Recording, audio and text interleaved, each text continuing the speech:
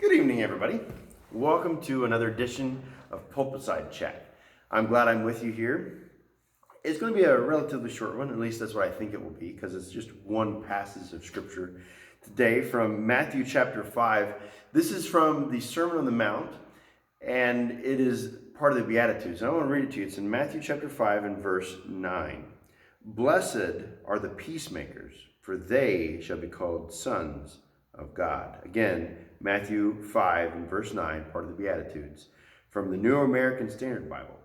Blessed are the peacemakers, for they shall be called sons of God. I think it's an important reminder in this time of worry and panic and sometimes outrageous behavior you may find in a grocery store. It was really interesting. One of my friends from college was putting a live study out on his Facebook page to his church, and he said, I hope none of you have had toilet paper altercations. And I got to chuckling about it. Like, it's true. We are seeing people fight over simple necessity items. And I think it's important for us, Christ followers, to take a step back, to consider for a moment, you know what? Let's be the presence of peace in our world. And why? How can we do that? Why do we do that? Simply put, we don't fear death. Yeah, it's inconvenient and it's sad when it happens, but as Christ followers, we have no fear of death because Christ conquered death. There's no need to fear when our time is up. The only thing to fear is if we didn't do Christ-like behavior and attitudes and beliefs while around. If we've done the things that God has called us to do and we live in a way that is set apart for the glory of God, death should not fear us.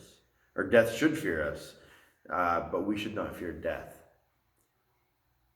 Blessed are the peacemakers, for they shall be called sons of God. When we reflect God in our actions of being peaceful, and as Romans points out, as far as it is up to us, then we embody the presence of God in the world. And that's important for us to do, is to be the peacemakers. Not just the peacekeepers, but the peacemakers. Make peace. So I encourage you, when you go out in the store, if you've got to go out for a run, be the peace that is needed in those places. If you're a whistler, whistle. If you're a smile at people. Say hello. Obviously, social distancing, keep your distance. But don't treat people like they're the plague.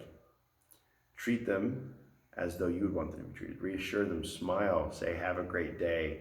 Say, God bless you. And if they sneeze, run away. No, I'm kidding. No, but be the peacemakers. Be what God has called us to be. Again, this was the Pulpit Chat. I hope you've enjoyed it. Take care. God bless. And we'll see you all some other time. Bye, everybody.